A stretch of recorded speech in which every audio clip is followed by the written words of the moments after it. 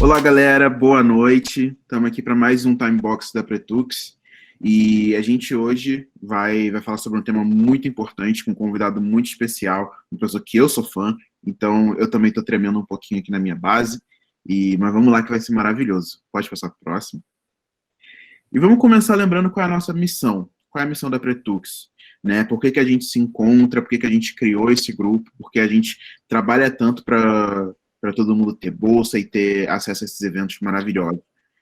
A gente trabalha para potencializar a inserção das pessoas pretas no mercado de trabalho, né? Além disso, também conseguir diversificar os times, porque isso é muito importante, principalmente na tecnologia, a gente ter pessoas pretas nesses times, para a gente conseguir ter vozes diferentes construindo tecnologia, para a gente não correr o risco de ter saboneteira que não reconhece a nossa pele, né? E também conseguir conquistar espaços de liderança através desse apoio que é emocional e também da qualificação das pessoas. Por isso que a gente tem esses nossos eventos de segunda-feira, que são os nossos time box, e por isso que a gente também tem nossas bolsas, nossos próprios eventos, workshops, para a gente conseguir diversificar o acesso da nossa população a conteúdo de qualidade para a gente conseguir entrar no mercado de trabalho, sem precisar pagar R$ 2.000, R$ 3.000 numa formação. E agora a gente vai abrir espaço para o Guidione maravilhoso, falar para a gente um pouquinho sobre ele, sobre a trajetória dele, e a gente entrar no nosso papo. Então, Guidione, pode falar, tá na sua mão.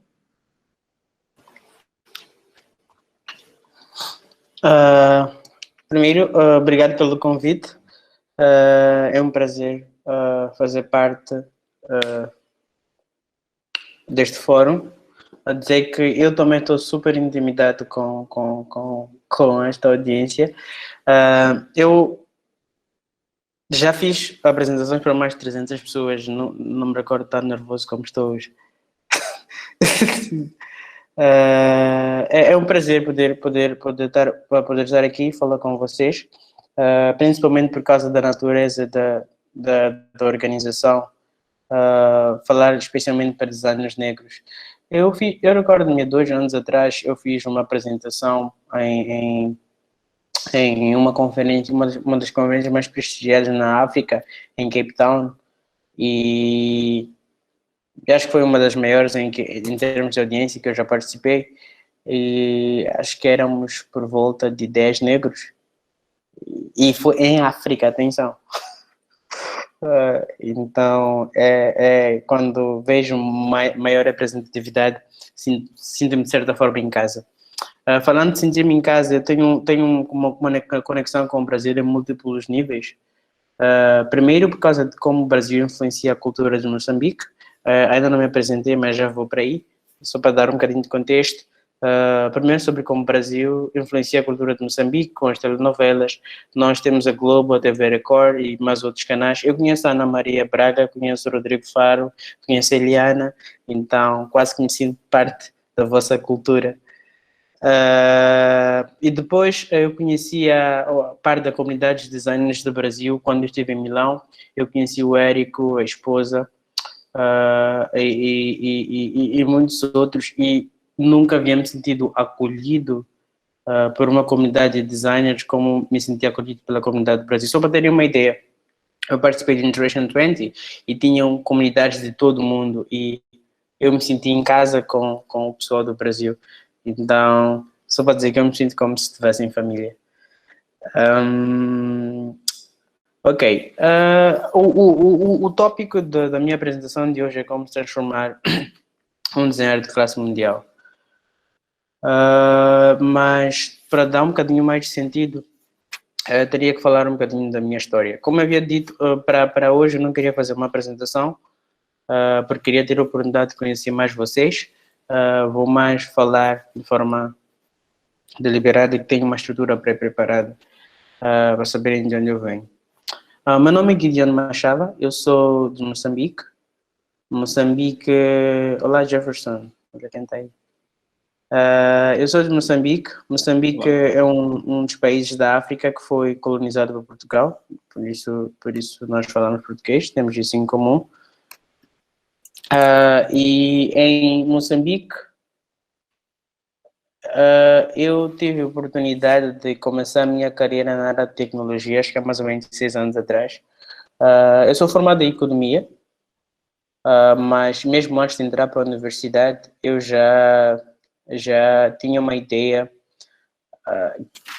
sabia que de certa forma a minha vida estaria relacionada a tecnologias, porque sempre tive vontade dentro de mim em mudar as coisas e tentar trazer inovação para o mundo, e sentia que a economia não tinha como fazer isso, mas tecnologia, de certa forma, por ser um espaço em que através da programação podes criar coisas novas e ter impacto, e as coisas mudarem de dia para a noite, podia fazer uma contribuição mais valiosa. Enquanto estudava economia em Moçambique, eu comecei por procurar grupos de apoio, neste caso pessoas que eu achava que podiam me ajudar com o que eu queria aprender em tecnologias, mas não haviam nenhuns. Daí que comecei com um grupo de amigos, começamos uma comunidade chamada MozDevs. MozDevs significa Mozambique Developers.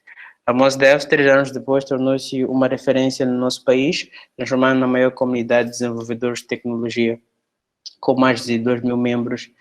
Nós formamos hoje aqueles que são a nata dos desenvolvedores ou dos programadores em Moçambique. Ainda depois da MozDevs, eu fui o fundador e o presidente por 3 anos, mas antes da MozDevs eu participei de uma comunidade chamada IESEC, e na IESEC, que é uma comunidade de jovens estudantes universitários, e na IESEC eu aprendi sobre liderança e aprendi a importância de passar a tocha para outra pessoa. Nós em África somos famosos por regimes não democráticos, porque presidentes africanos são famosos de não querer sair do poder. Nós temos essa mentalidade de querer poder a todo custo. E eu, consciente disso e com o que aprendi na MozDevs, eu não queria que nossa organização refletisse nisso. E com as lições que eu tirei da ESEC, tentei desenhar uma organização em que as pessoas podiam entrar, aprender e sair para dar espaço para os outros.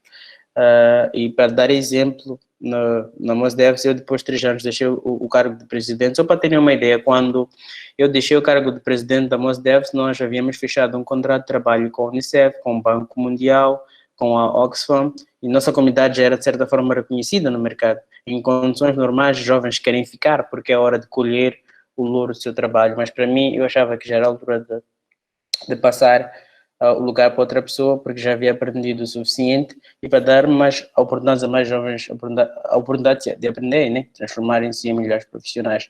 Felizmente, acho que conseguimos fazer isso de forma bem sucedida, porque hoje o MozDevs é uma comunidade democrática em que de 2 em 2 anos temos um presidente novo e temos uma equipe administrativa toda nova. Depois da MozDevs eu fui criar o capítulo da XDA, porque com MozDevs eu comecei como programador, escrevia código front-end, só que aparentemente eu tinha melhores skills de liderança e comunicação na minha equipa, então ficava ali a fazer interface entre utilizadores e pessoas que programavam, eu sem saber que isso era de certa forma interaction design ou UX, dependendo de como vocês preferem tratar. Acabei passando boa parte do meu tempo fazendo isso, criando personas, mapa de utilização e etc, etc. E com o tempo acabei aprendendo que isso era uma área por si, em que eu podia estudar e transformar num profissional nessa área. Então descobri que existia a XDA. A XDA, procurei as pessoas responsáveis e comecei o capítulo da XDA no meu país, XDA em Maputo. 3 anos envolvidos, tornou-se a segunda comunidade de referência. De certa forma consegui criar a comunidade de tecnologias. Com a minha experiência da comunidade de tecnologias, consegui criar uma comunidade consistente de design. E com o mesmo princípio, que são os princípios da XDA, deixei espaço para outras pessoas que continuaram com o trabalho. E hoje temos 2 comunidades sólidas de design e de tecnologias no país. Ainda no processo de incentivar design no meu país, organizei a primeira conferência de design em Moçambique, chamada Baobá. Digo isso com orgulho e um bocadinho de tristeza, Orgulho porque conseguimos criar a primeira conferência de design no país. Tristeza porque levou tanto tempo a ter uma conferência só de design. E Baobá, chamamos a comunidade de Baobá por causa da árvore. Não sei se vocês conhecem o Baobá. A árvore é famosa por crescer em terrenos quase sem água e consegue transformar-se, viver por muitos anos e em proporções gigantescas. E esse era o meu sonho com design para Moçambique. Meu sonho sempre foi transformar tipo, o meu país na referência de design na África. E eu queria que nós fôssemos o Baobá. O Baobá é famoso pela citação que diz: num terreno em que as pessoas não esperam nada, que só vem desgraça, o Baobá cresce em proporções gigantescas. E eu queria isso para o design, eu queria transformar Moçambique num Baobá de design.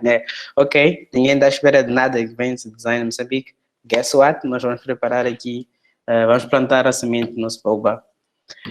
Foi a conferência e era mais ou menos a missão que nós queríamos passar.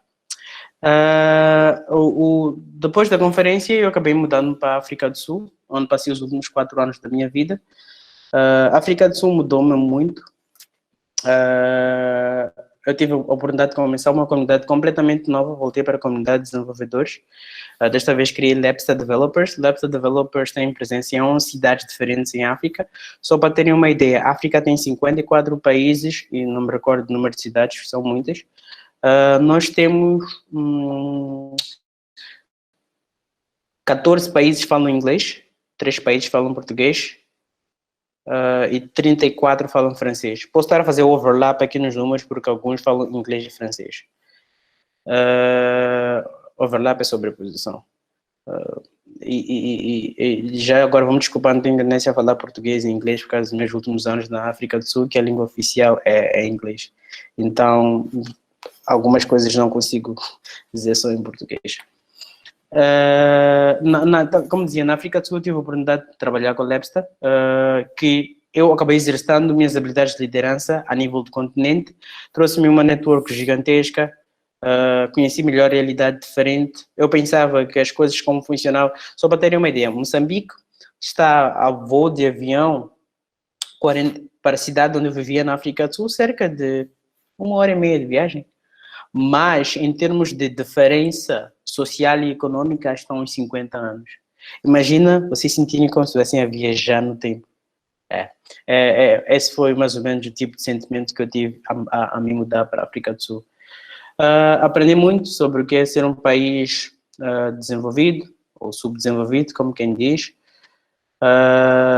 Mas aprendi muito sobre pobreza, porque às vezes tu não sabes que és pobre até ver alguém rico. Então, de certa forma, aprendi isso da África do Sul também. Mas tirei minhas lições. Mas foi na África do Sul que eu comecei as ambições de tornar... Eu sempre quis tornar um dos melhores designers em Moçambique. Quando comecei a trabalhar na África do Sul, comecei a conhecer designers, comecei a escutar um podcast de um americano chamado Tim Ferriss, que basicamente o que ele faz é desconstruir world class performers. Eu recordo-me que depois de ter ouvido uma entrevista com Maria Sharapova foi considerada uma das melhores tenistas do mundo, em que, depois de escutar muitos episódios, atenção que isso não foi só com o episódio da Maria Sharapova, eu disse, olha, Maria Sharapova é muito boa no que faz, mas se para ser alguém do nível de Maria Sharapova só tenho que fazer isto, eu acho que eu posso ser a Maria Sharapova do design. Eu acho que posso ser tão bom designer ao nível de Maria Sharapova que é no ténis. O que requer ser hard work, comprometimento e todas as outras coisas que vêm. Então foi aí que eu comecei a mudar, porque o primeiro trabalho aqui não se engane na cabeça, porque é fácil ver a Maria Sharapova, mas ao tentares convencer a ti mesmo de que pode estar ao nível dela, requer um trabalho emocional, de certa forma profundo, porque não é só eu sou um world class designer, Por que é que tu és um world class designer? O que é que tu fazes diferente? Como é que tu te apresentas diferente? Então foi a partir daí que veio essa sementinha do como é que eu me transformo numa referência na minha área no mundo. E comecei a me reorganizar nessa perspectiva. Se eu vou ser world class designer, o que é que eu tenho que fazer? A primeira coisa que eu tinha era a síndrome de impostor, porque eu sou economista de formação. Então era, se eu sento numa mesa com designers, eu quero poder falar a mesma língua com eles. Eu me inscrevi para a International Design Foundation e acho que eu fiz, que é um site de cursos sobre design, acho que fiz 14 cursos. Eu estava feito louco, porque eu não queria estar numa mesa e alguém falasse um termo que eu não soubesse, ou falasse algo que eu não soubesse. Então era, se eu vou ser o melhor designer do mundo, eu quero saber tudo. Estudei muito com a International Design Foundation, só que depois já me sentia designer o suficiente, mas ainda me sentia intimidado com os que tinham formação formal em design. Na África do Sul, lá tem uma das melhores universidades de design, super elitista. Eu consegui fazer poupanças para me inscrever na escola. Submeti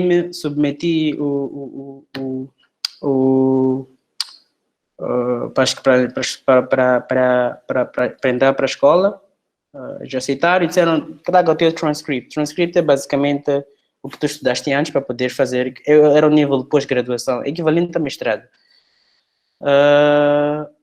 Fui buscar os meus transcripts, estava em português, traduzi para inglês. Depois já para estudar, a preparar para o processo de inscrição, e eles dizem, olha, tu és economista? Eu disse, sim. Tu não podes fazer design porque és economista? Eu disse, tá, sim, quando tu és economista, eu disse, sim, não podes fazer design porque és economista. Porque é que submeteste documentos de alguém formado em ciências sociais para fazer design? Eu disse, ninguém me perguntou, que eu não podia me inscrever a ser economista. Então a escola me recomendou a começar por fazer licenciatura, e isso ia levar 3 a 4 anos. Eu disse, no way, that's never gonna happen to me. Eu não vou levar 4 anos para fazer pós-graduação. Levou-me 1 ano a convencer a escola que eu era bom designer o suficiente para passar 4 anos para pós-graduação, mas eu consegui. Me fizeram testes diferentes, passei em todos. Eu recordo-me quando, depois de terem me reprovado várias vezes, porque eles arranjavam sempre um motivo, porque não é legalmente permitido, pelo menos em África, deixar alguém com uma formação diferente saltar 3, 4 anos para fazer pós-graduação. Porque senão a escola pode correr risco até de perder a licença, porque segundo eles, teriam a atribuir títulos, isso não se faz. Então foi isso, acabei entrando para a escola. Agora parece romântico, parece bonito, mas na altura, acreditem-me, doeu um pouco. Estudei design por 1 ano e meio, mas depois parei. Parei porque eu tinha experiência prática da vida real e sentia que havia um certo desfazamento de realidade com a academia. E foi, de certa forma, um bocadinho de desapontamento, porque eu queria escrever, para a minha tese de dissertação, eu queria escrever sobre um tema que os meus professores não entendiam, que tinha a ver com a África e com o meu país em particular, e eles queriam que eu seguisse uma linhagem que eu sabia que não funcionava. Então, porque eu estava a estudar, porque eu quero me transformar no melhor designer do mundo e não para agradar as pessoas, eu fiquei tipo, ok, eu acho que estamos aqui a tomar direções diferentes, decidi parar. E no mesmo tempo eu acabei escrevendo o meu primeiro livro, chama-se Design Sutra, que basicamente, só para verem, eu não consegui escrever a minha tese, não tinha energia para escrever a minha tese, mas consegui escrever um livro. É sobre interesse aqui. Consegui escrever um livro, chama-se Design Sutra, e é uma coleção de 40 princípios de design, e este em particular escrevi em português, porque eu queria contribuir para conteúdo em português em Moçambique. Embora já tivesse começado a escrever em inglês, ainda me interessava muito ter conteúdo para o meu país. Sou world class designer, então tudo que eu faço na minha vida em torno disso é sobre como é que eu me transformo num dos melhores designers do mundo. Só que na medida que eu ia progredindo, ia conhecendo as pessoas, ia transformando no melhor designer, ia conversando com mais pessoas, eu vi que eu aprendia muito e que eu não queria deixar esse conhecimento só para mim. Eu conversei com desde Head of Design da IDEO, pessoal do Google, Facebook, e etc, etc, etc. You name it, eu conversei com eles. E comecei a querer partilhar o que eu aprendia, né? Então comecei a escrever artigos de resumo das minhas conversas, porque o conhecimento era tão bom, por que eu não partilho isso com as pessoas? Comecei a escrever artigos, de artigos soltei para blog, do blog tive a ideia de escrever um livro. Na verdade, o livro chamado How to Become World Class Designer, que significa como se transformar em World Class Designer, foi a ideia do meu primeiro livro. O Design Sutra vem no meio, que acabou sendo o primeiro a ser lançado.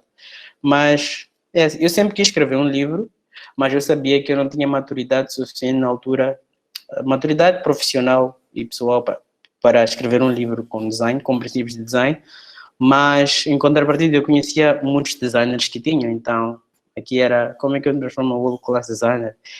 Se eu escrevo um livro com conhecimento dos outros, ainda é meu livro, então era meu shortcut. Então ia ter um livro lançado com menos de 5 anos de experiência, mas ainda teria reputação suficiente boa para as outras pessoas lerem, e ainda estaria dentro do meu plano de transformar em world class designer. Então as entrevistas que eu fazia, os podcasts e as conversas que eu tinha estavam sempre, de certa forma, alinhadas com isso. Daí veio a pandemia, mudou parte dos planos, porque eu queria fazer. Acabei organizando a conferência, o World Class Design Conference, que é a ideia ainda mesma.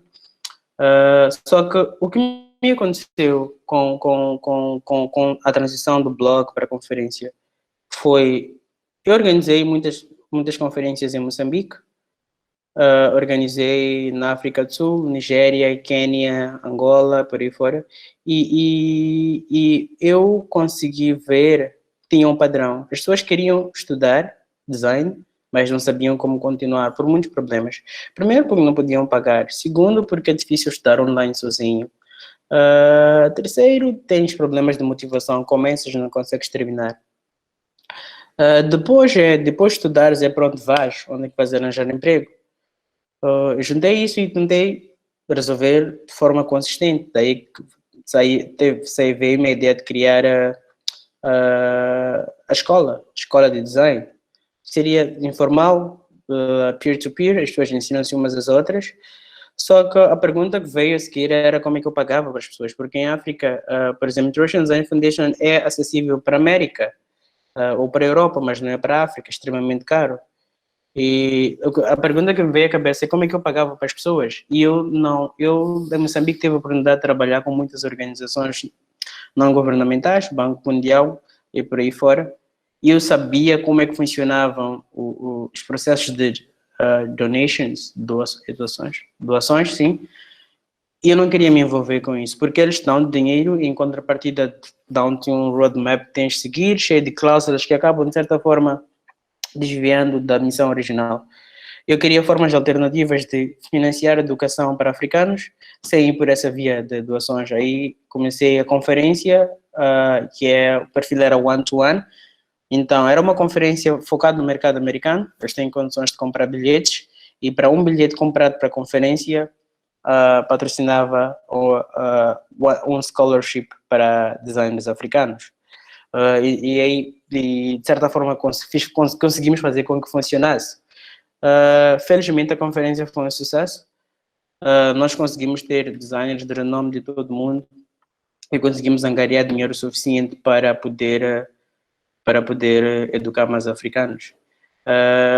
E, sem dúvida, aprender. Eu faço isto tudo a tentar ajudar os outros, mas no final do dia tenho um objetivo super egoísta, que é me transformar em melhor designer do mundo. E para mim é quanto maior número de pessoas eu conseguir trazer comigo, melhor. Tentei resumir mais ou menos a minha história, né, por aí. E é o que estamos a fazer agora. Estamos a trabalhar na escola do World Class Design School. Provavelmente vamos lançar applications agora, princípios de abril. Nossa ideia agora nosso objetivo também é transformar. Um ponto aqui que é super importante para dar contexto. Eu uma vez estava a viajar da África do Sul para Moçambique, de carro, eu vi um outdoor, an Italian design. O que me ocorreu na cabeça é, Itália é tão bom a produzir branding que eles só têm Italian design e já vende. A pergunta que eu me fiz foi, quando é que eu vou ter um em African design e relacionar a qualidade como a Itália tem?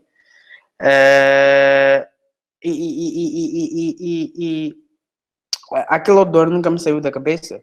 Italian design, Italian design. E comecei a pesquisar por que a Itália transformou-se numa referência na produção de carros. Vi toda a história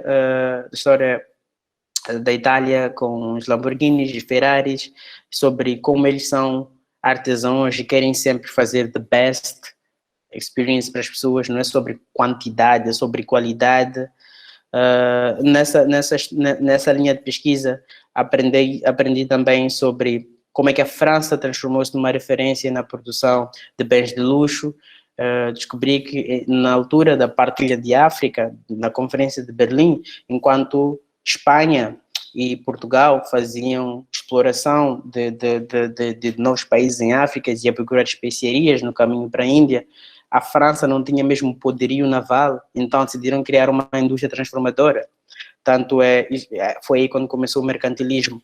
Tanto é que eles começaram a produzir roupas de alta qualidade. Enquanto os outros iam buscar algodão, eles transformavam a matéria-prima em artigos. E com o tempo acabaram tendo capacidade de produzir artigos de luxo.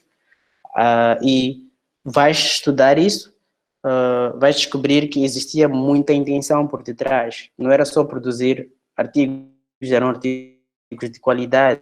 E com intenção e qualidade por detrás, o país acabou se transformando em referência.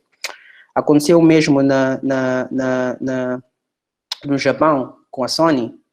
Depois da Segunda Guerra Mundial, o CEO da Sony foi para o Japão e foi para os Estados Unidos e viu sobre como eles usavam rádio, mas ao mesmo tempo viu sobre como o Japão era visto como um país de segunda categoria nos Estados Unidos, e ele tinha ideia de como é que podia transformar o Japão, a imagem do Japão para fora, para os Estados Unidos em particular.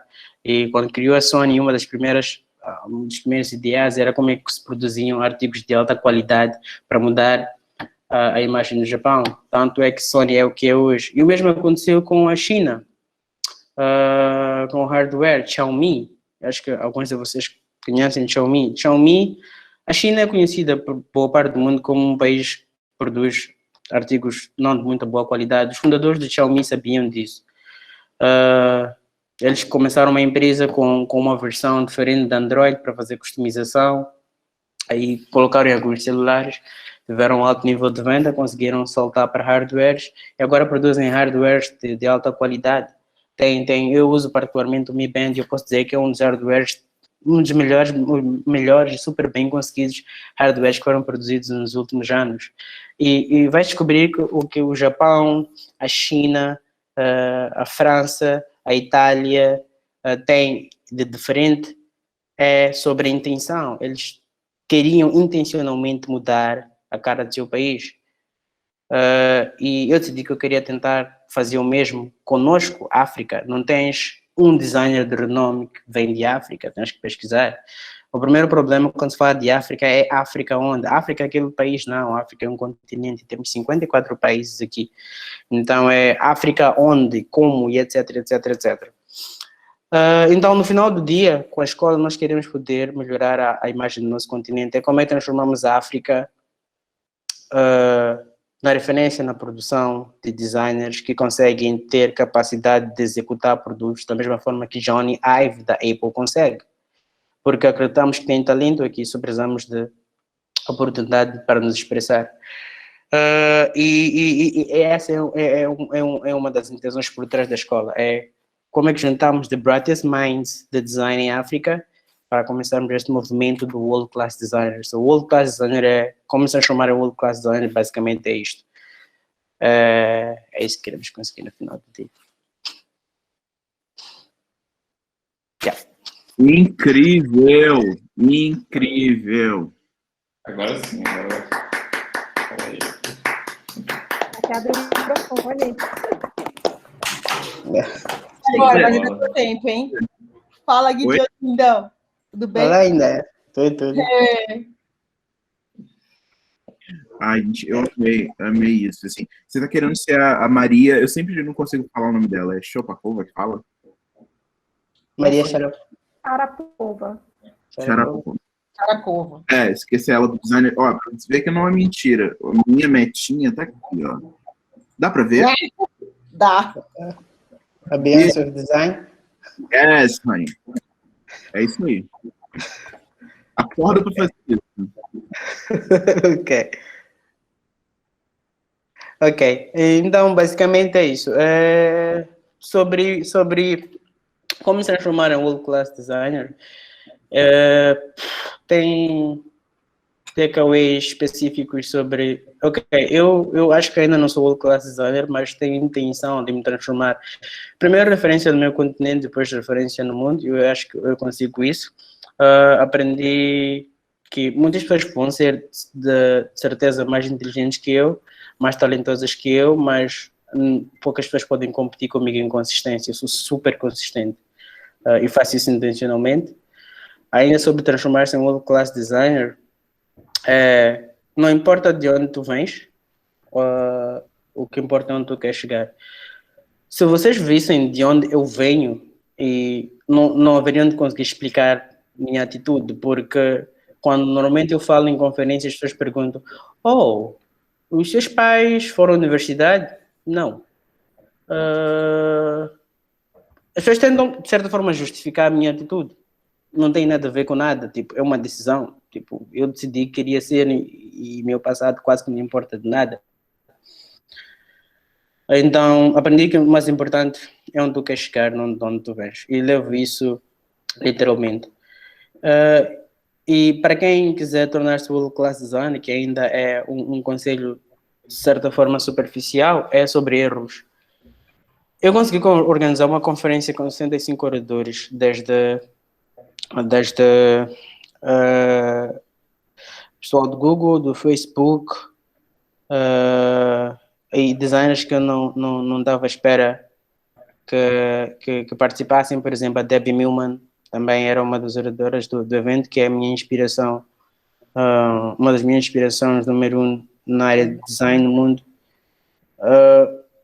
E as pessoas, quando vê por fora, vê quem esteve na conferência. Vocês não fazem ideia do número de pessoas que me rejeitaram, nem se deram o trabalho de me responder. Com isso, eu estou a querer falar de falhas, like failure, que é super comum no processo. Eu uso a regra de 10%. No teu plano, conta que só 10% vai funcionar. Então, se queres 100 pessoas no teu evento, vais ter que falar com 1000 pessoas. E é preciso muito estômago para aguentar isso. É uma capacidade de resiliência e tens que aprender. It's not about you. As pessoas às vezes no trajeto não tem nada a ver contigo. Ou estão super ocupadas na vida deles, ou talvez podem ser racistas, mas it's not about you. Foca no que tu queres conseguir e que isso é mais importante. Então, assumir que falha é parte do processo. É super importante. Então, para mim, esses seriam os 4 takeaways que eu daria se alguém quisesse transformar-se em referência na sua área. E as outras que têm a ver com estudar, estar sempre on top of the game, saber o que são tendências, quem é o melhor no que faz, como é que consegues ganhar e por aí fora, é super importante. Mas mais importante do que tudo isso, para nós da comunidade lusófona, é falar inglês. Então, eu diria, esqueçam tudo que eu disse até agora. Se não sabem falar inglês, foquem-se em aprender a língua. Porque uma coisa é querer transformar-se no melhor designer do Brasil, outra coisa é querer transformar-se no melhor designer do mundo. Feliz ou infelizmente, inglês é a língua que domina o mundo todo, então temos que garantir que somos proficientes para a língua. Acho que é tudo. Prometo que não falo mais. Fala mais, por favor. Só tô aqui pegando as coisas e anotando.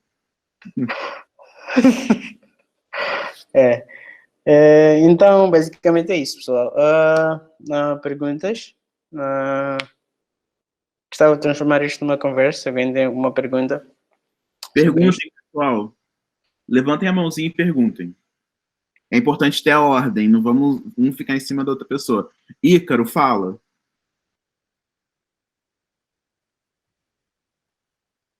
Ou não? Ícaro? Foi mal, eu ia digitar, gente. Esqueci que eu tinha um microfone aqui. Tá, desculpa. Boa noite, galera. É meu primeiro Pretux, tá? Meu primeiro time box. Porque eu. Gente, já entrou Tipo, pior. vários que eu via lá, mas não dava, porque eu faço faculdade. Só que aí hoje eu tô matando a aula, que é um assunto que super me interessa. Então a gente tem que dar uma equilibrada. Mas enfim, direto à pergunta, né? Eu sei que como a gente, como preto, né, não pode, logicamente, enxergar que é um cenário simplesmente fácil de entrar, mas, assim, eu queria saber do... Ai, meu Deus. Do Gideon? Gideon. Yeah. Desculpa a pronúncia. Quais foram as maiores dificuldades, certo? Assim, você achou que era um passo muito grande a se dar, né? E como você enfrentou? De que forma você parou e olhou assim, caramba, é um step muito alto. E como é que você enxergou assim os takeaways, né, para você tomar e chegar naquele objetivo? Lógico que você quer ser um design de world class, mas antes disso vem outros degraus que você precisa subir. Sem dúvidas. Foi claro? Sim, percebo. Eu acho que tem duas dificuldades. Primeiro, porque eu sou pobre, financeiramente. Mas eu, consciente disso, sabia que eu tinha que compensar. Eu decidi ser incrivelmente smart. Ok, eu posso ser o mais pobre da sala, mas no one's gonna outsmart me.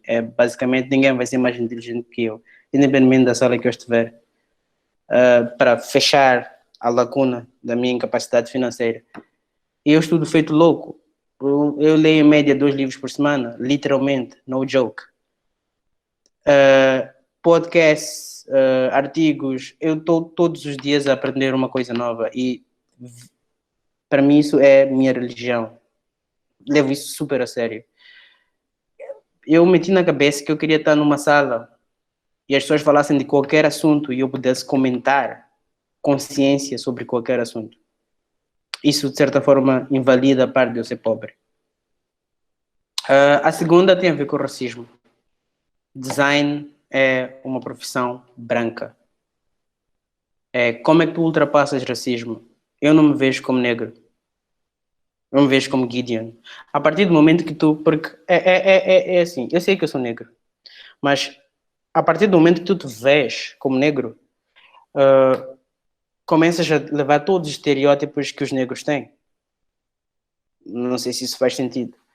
E quando tu ultrapassas os layers de pele, de tom de pele, e passas a ver as pessoas como just people, só como pessoas, metade dos problemas com o racismo desaparecem.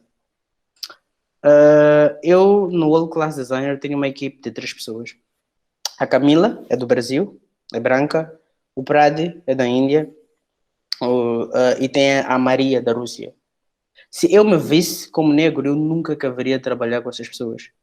Na minha cabeça como é que eu encontro the smartest people in the world, willing, que querem se juntar a uma causa como esta, que tem tempo e tem, de certa forma, motivação certa. Não vê raça, não vê estatuto social, não vê mais nada. E procura só por aí. Para mim é como se tu te elevasses a um nível de problemas. A pobreza, guerras, diferenças raciais, conflitos territoriais, etc, etc. E depois qual é o passo a seguir? O que é que tu queres e quais são as pessoas certas? E é basicamente como eu faço. É assim que eu me ultrapassei essas maiores dificuldades. A partir do momento que tu te vês como negro numa sala cheia de brancos, tu não consegues falar. É demasiado intimidador.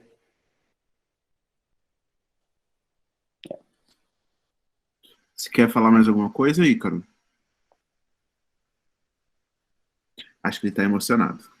Eu fiquei um pouco tocado com esse discurso, mas respondeu sim. Não vou deixar a galera tirar mais dúvidas, mas acho que tem uma infinidade de perguntas para a gente fazer. Beleza. Galera, só lembrando, vamos levantar a mão, mesmo se vocês não querem, mesmo se vocês não quiserem falar no microfone, levanta a mão só para a gente ter a ordem, e aí vocês podem colocar a pergunta no bate-papo, ok? Aí a Indaiá, ela tá com a mão levantada. Fala aí, meu amor. Epa, desculpa, gente, que eu cheguei tarde. Tava no rolo do trabalho. Primeiro, eu queria agradecer, Gideone, pela oportunidade. Agradecer o Jeff, que o Jeff foi o cara que teve coragem de pedir para você mais convites. Não sei se a gente falou sobre isso, mas eu quero falar isso abertamente, gravado, que eu fiquei com receio de te pedir, porque eu vim do Érico Fileno, que é meu mestre, meu mentor, e ele também ficou meio assim. Ele comprou o meu convite, porque eu não tinha grana para comprar o convite, e aí você disponibilizou 50 convites, a gente quase caiu da cadeira. E o Jeff não só ajudou a Petux, mas ajudou o X para Minas Pretas e o Negres do Brasil, né?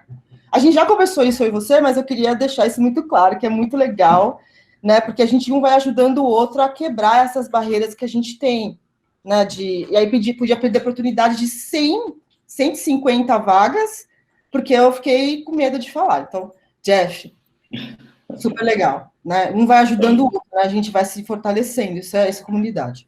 Tamo junto. Né? Você foi massa. E você abriu um monte de oportunidades que se você não tivesse feito, a gente não ia ter conseguido. Segunda coisa é agradecer também, porque eu achei que foi muito legal participar, né? O Érico está fazendo esse trabalho comigo de abrir caminhos, e eu também tenho isso na minha cabeça, né? Abrir caminhos. Eu não escutei tudo que você falou, mas uma coisa que eu fiquei pensando, né? E o que eu queria dividir com você é o que eu penso, né? O futuro está aí para ser construído, né? Ele não existe. E aí eu fiquei pensando como a gente pode se aliar para construir um futuro melhor para a gente, né? Eu falei para meu filho hoje, o Arthur, que a gente preto já nasce criativo e resolvedor de problemas, por N motivos, né? É o que nos falta oportunidade, e também a gente acaba tendo baixa autoestima por conta das situações que a gente vive, os atravessamentos que a gente vive e tudo mais, né? Eu, como mãe, estou vendo meu filho passar por situações e eu já estou mais preparada que meu pai estava, então eu consigo ir ajudando ele a não se limitar. Mas é um processo diário e constante, e às vezes de muito cansaço. E aí eu queria perguntar para você, já que você fez que o Érico tem muita admiração por você. E o Érico é muito discreto com tudo. E aí quando ele falou assim, que você precisa conhecer um cara que está movimentando o mundo e que a gente quer trazer para o Brasil, não deu certo por causa da pandemia. Aí ele me deu o seu LinkedIn. Aí eu falei, cara, pro Érico, que é o head da Visa, falar, puta, olha esse menino aqui que ele está movimentando o mundo. Isso quer dizer que se ele pode, você pode, né?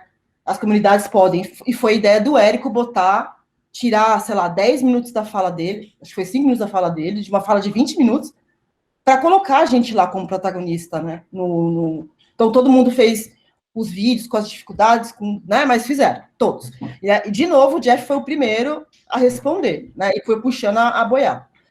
Então, e aí eu fiquei pensando, né? Como que a gente pode se ajudar, né? Nós somos pretos, a gente vem de um país subdesenvolvido. Eu achei muito legal a conferência, porque saiu da esfera Europa e Estados Unidos e deu voz para muitas pessoas, né? Vocês são super jovens, eu falo isso porque eu tenho 45, mas eu percebo que, assim, vocês têm o time inteiro não tem medo, se sente confortável e falar, vamos para cima. Eu faço isso também, como você, então eu me reconheço, mas eu faço o eu mereço todo dia no espelho, sabe? Tipo, eu mereço, vamos lá. É um processo, né? Eu faço por Arthur também, porque a gente aqui no Brasil, que eu imagino que você também tem uma realidade talvez parecida, às vezes a gente acha que a gente não tem saída, né? E aí tem hora que dá aquele descansaço e tudo mais. Então, eu queria pensar assim, o que a gente pode fazer enquanto comunidade preta para nos ajudar, né? Já que nós somos resolvedores de problemas dos outros, para ser nossos resolvedores de problemas da gente, entende? Porque eu estou no Facebook hoje, faz um mês, amanhã, e eu percebi que os caras estão fazendo um projeto de diversidade e inclusão, mas tem 5 pretos. E aí hoje eu levantei a mão e falei, bom, a gente precisa botar mais gente aqui. E aí a mulher falou para mim, então, me fala quem? Falei, então, eu vou botar na comunidade que eu tenho um negócio agora. Acabei de sair, por isso que eu entrei e saí, que ela me provocou, eu voltei lá, falei, provocação aceita, temos muitas pessoas. E se o problema é o inglês, dá o inglês, você não é Facebook, né? Dá o inglês para os caras. É só isso que a gente precisa, de oportunidades. E aí eu percebo que essa amarra você não tem. E você não tem algum tempo, porque o Érico começou a me contar que te conheceu pessoalmente em Milão em 1900 não sei quanto, sei lá, 2 anos atrás. Tanto ele quanto a Carol, né? A Carol Zatoni. E aí eu falei pro Érico na minha mentoria de hoje, precisamos abrir espaço. Você, enquanto branco, head da Visa, tem que dar uma chancelada, é só abrir um pouquinho, a gente passa. Mas eu queria saber da onde veio a sua força, sabe? Da onde que você... Porque isso é uma estratégia. Nos dias de dificuldade e tudo mais, né? Eu tenho uma, que é fazer o eu mereço, que é... E até parecia muito arrogante no início, quando comecei minha carreira, que eu falava assim, não, eu consigo. E aí, hoje, até me perguntaram, da onde vem a sua segurança? Eu falei, da minha insegurança, da minha necessidade de botar comida na mesa. Então, eu choro calada aqui, no banheiro, quando eu tomo banho, que meu filho não vê, mas na hora do trabalho, eu transmito uma segurança que os brancos ficam até com medo. Porque essa é a minha defesa, né? É ter o conhecimento. Então, eu não abro a boca se eu não sei, não sou leviana. Mas foi um aprendizado de sofrimento, né? Eu estava na indústria automobilística e recebi vários cala-boca, de várias formas. Desde falado mesmo, até a Volkswagen, que o cara me xingou em alemão, e eu falo alemão, e eu virei para ele e falei, putz, você tá me xingando? Eu perdi o emprego. Isso foi há 2 anos atrás. Por isso que eu mudei de carreira. Porque eu tava de saco cheio de falar, de fingir que eu não era inteligente para não desagradar os caras. Mas isso foi um processo de 20 anos de profissão, 25 anos. E eu estou retomando minha carreira. E eu vejo que você é jovem e que você já tem essa força, né? E eu quero aprender para poder ensinar o meu filho, né? Para poder dividir com a comunidade. Porque aqui no Brasil, um menino que sai, que nem meu filho saiu ontem, de boné, com a máscara, com 1,80 m, mais preto do que eu, ele foi parado pela polícia. Né? E aí umas mulheres ficam com medo dele. E ele é um menino de 16 anos, né? Então eu falei, a gente vai ter que ser estratégico, porque a gente está num país que foi abandonado, né, por conta desse governo foda. E eu sinto uma força muito grande em você, porque o Érico falou que todas as pessoas que estavam na conferência, que para mim são referência, elas têm você como referência. Eu não sei se você tem essa noção, mas ele me falou isso hoje na minha mentoria, eu fiquei assim, ó. Aí ele falou, Indá, cola no cara. Porque é uma visão de alguém que quebrou o medo, né? Conseguiu ultrapassar a barreira do putz, será que eu consigo? Que eu acho que isso é uma construção, né? E a gente ressignificar o sou arrogante, eu me acho, para eu consigo e eu mereço. É um processo, sabe, de mudança de comportamento, né? Então, quando a minha chefe falou hoje assim, nossa, ainda você é muito segura, eu falei, claro, eu estudo para um caralho, e eu sei o que eu tô fazendo aqui. E ela ficou, né? Assim, tipo, que ela é uma japonesa e ela tá crescendo na carreira, ela é head, fazendo um trabalho de diversidade e inclusão, que todo mundo a mais próxima disso sou eu, gerente de projeto. Então, assim, ainda tem um estranhamento, mesmo as pessoas que querem fazer essa inclusão, porque, de fato, quando você vira gerente ou mais, os caras querem te abafar, porque tá no mindset deles. Então, eu falei pro Arthur, né, começa a jogar xadrez, começa a ver House of Cards de novo, porque isso vai te ajudar a ter estratégia, né, passivo-agressivo. Eu tenho aquele sentimento, mas eu não demonstro, mas isso é um processo. E eu vejo que você tem, assim, natural, nato. E aí eu queria te perguntar e te provocar, na realidade, uma mega provocação, que acho que a gente precisa nos ajudar a gente conseguir criar essa rede, sabe? Porque racismo aqui no Brasil tá foda, e se a gente não for estratégico pra gente, nós estamos fodidos.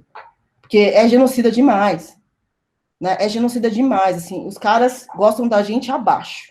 Então a diversidade é só para júnior, né? Eu só senti atravessamentos racistas quando eu virei gerente.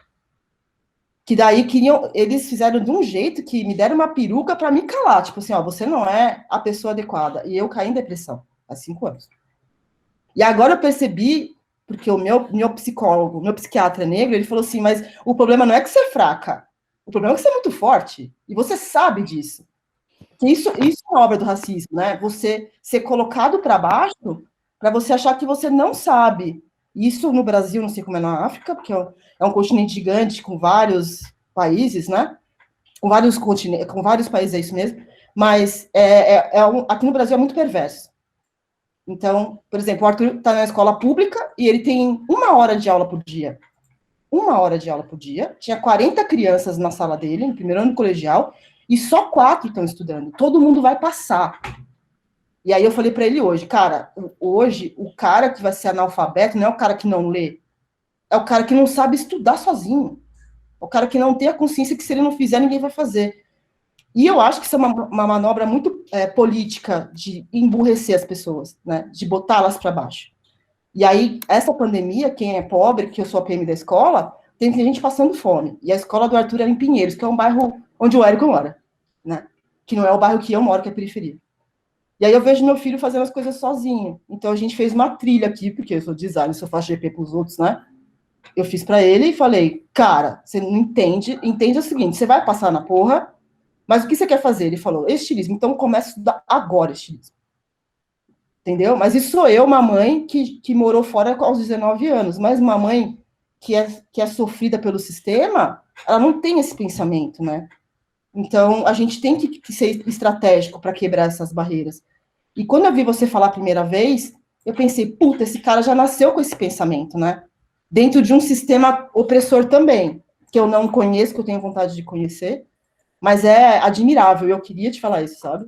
Porque eu acho que isso é uma coisa que a gente precisa aprender, né? E não ver isso como arrogância, ver isso como força, né? Quando você fala assim, quero ser o cara mais smart, mais esperto da turma, e isso não parecer como arrogante, assim como, puta, eu posso, cara, né? Então, pro meu filho, quando eu vejo que ele tá fraquejando, eu falo, vai lá no espelho e fala, né, eu mereço, bate no peito. E hoje, quando ele tava meio assim, eu falei, bate mais forte. Vai no espelho e bate mais forte, que você pode fazer isso, né? Mas é muito diário, porque quando ele voltou do negócio do policial, deu aquele choro, sabe? De falar assim, porra, o meu amigo branco não passa por isso. É muito mais leve, eu tenho só 16 anos, por que eu tenho que sair de carteira de celular para correr? Falei, porque, infelizmente, existe essa ignorância, né? Então, assim, a gente passa por processos difíceis. Um cara de 16 anos, tive que sentar ele e falei para ele, pode chorar. Chora porque tem que tirar isso, mas entenda que isso é só uma fase que ainda... Isso é só o começo, infelizmente, né? E aí eu quero mudar isso, por isso que eu saí de onde eu estava, na automobilística, depois de 25 anos de carreira, eu falei, não, eu preciso trabalhar com design de serviços e estudar futuro. Né? E porque eu quero ser head do Facebook, eu não quero ser gerente de projeto. É pouco para mim. Entende? Eu vejo as brancas lá e falo, cara, eu tenho até mais estudo do que elas. Então eu vou para cima. E eu falei isso pro Érico hoje, ele falou ainda, é isso aí. Eu falei, Érico, me ensina a ser head como você.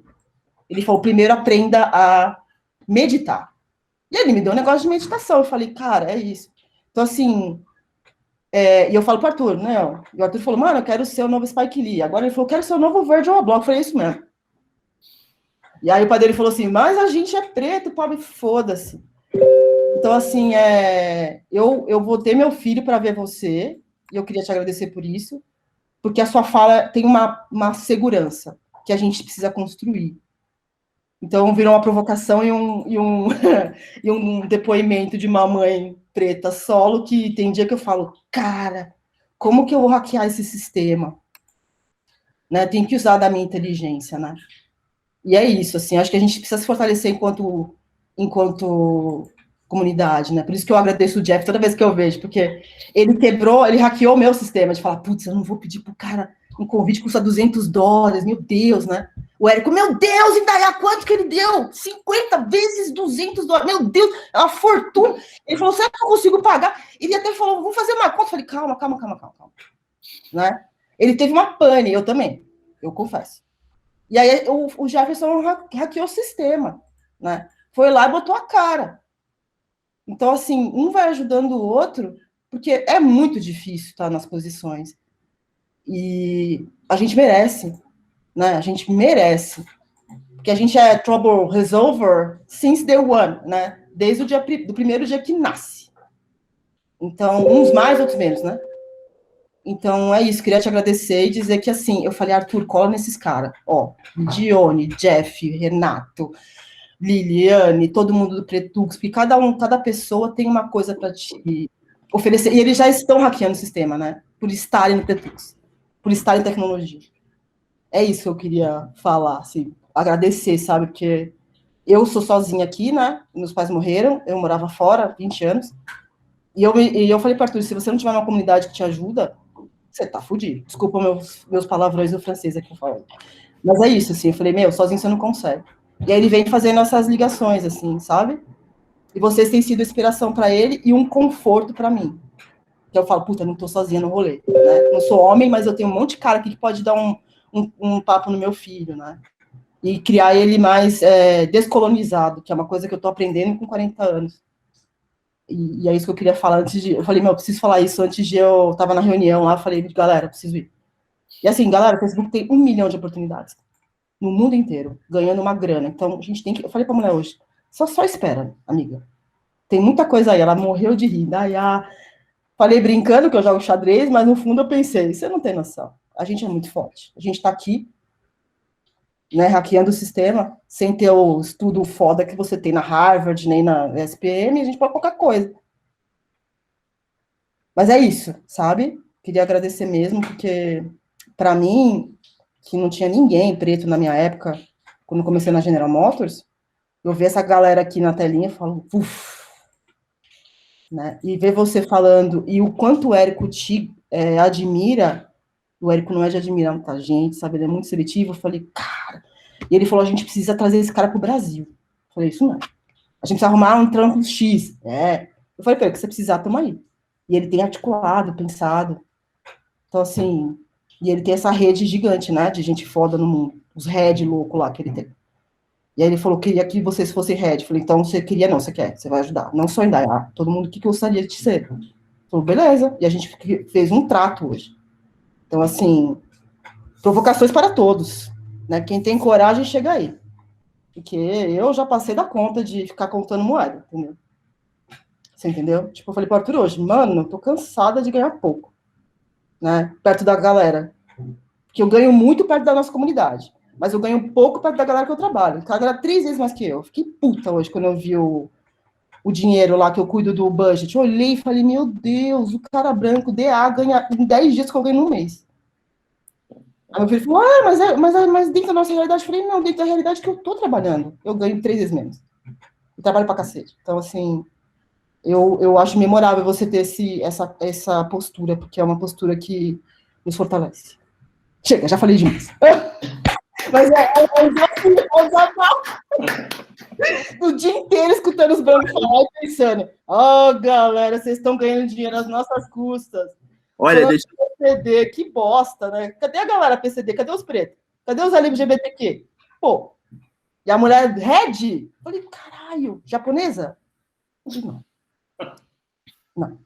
Mas assim, eu quero começar uma petição para ter um time box que vai ser só uma conversa entre o Gideone e a Indaiá. Porque, assim, necessário. Cria um podcast, gente, real. Assim, fica aí a ideia é grátis, toma. Primeiro, porra. Mas hoje o Érico me fez uma provocação também, que eu provoco ele e ele me provoca, né?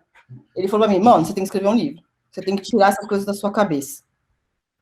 E aí hoje teve um podcast teve uma conversa no Facebook com a dona Jacira, a mãe da homicida. Aí, mano, eu falei, eu vou aproveitar tudo desse Facebook, dessa porra. Eu vou fazer tudo. Quando terminou, ela falou, eu mandei uma mensagem no WhatsApp, no Instagram para ela, que eles não dão o telefone de ninguém. Falei, oi, dona Jacira, tudo bem? Muito obrigada pelas suas palavras, isso que ela falou. Pode falar, filha? Pensei, não posso, mas agora eu posso. Uma de louca, liguei para ela no Instagram. Nós ficamos conversando meia hora com o povo ligando, e ela falou várias coisas legais. O Emicida, você sabe quem é, Gideone? É um rapper aqui do Brasil. A mãe dele é incrível.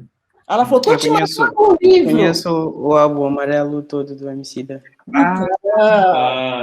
Então, e aí a estrategista aqui falou, dona Jacira, precisamos conversar mais. Ela, quando? Falei, agora, ela já. Beleza. Ela tava fazendo hemodiálise, ela me ligou. como aqui chamei o Arthur, falei para ela, e qual a possibilidade do seu filho fazer um papo no Pretux? Ela falou, o que é Pretux? Aí, puta, até contar, né? Ai, meu Deus. Aí ela falou, o dia que você quiser. Eu falei, jura? Tá bom, vou falar hoje. Tá bom. Aí eu fui lá, fiz um post no Instagram, tipo, muito obrigado, dona Jacira. Aí ela falou, você é foda. E assim, eu não dou ponto sem nó. Nunca.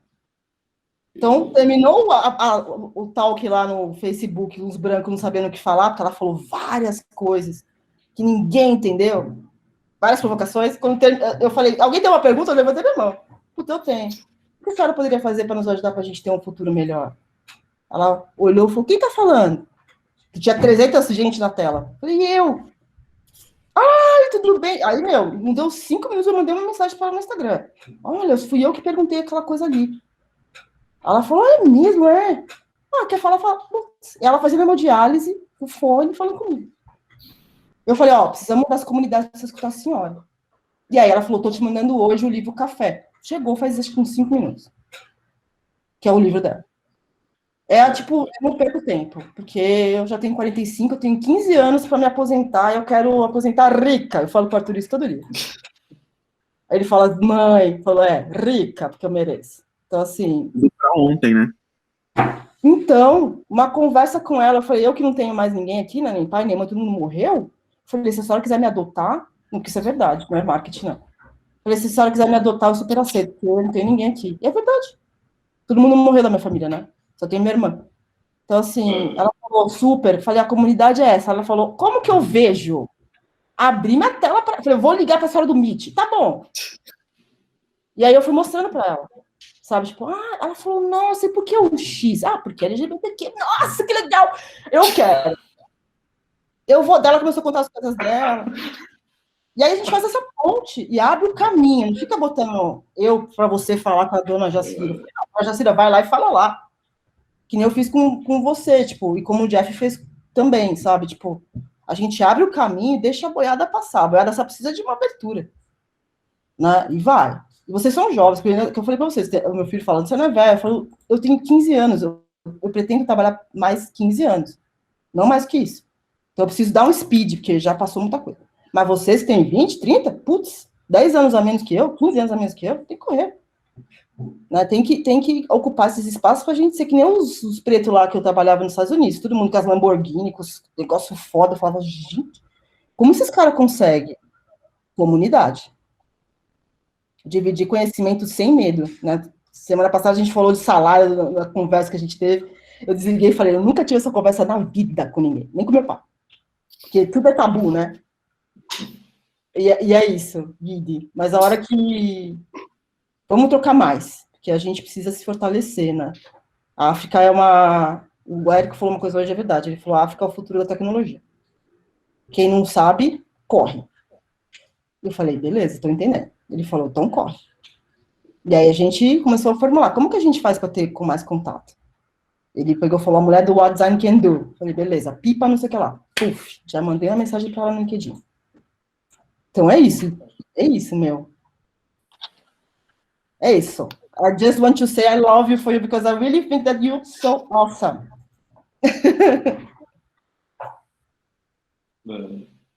Pronto, gente, pronto. Gente do céu. O que a gente fala depois disso? Não sei. Não sei nem o que falar depois disso. Não sei. Eu fico o dia inteiro calada, gente.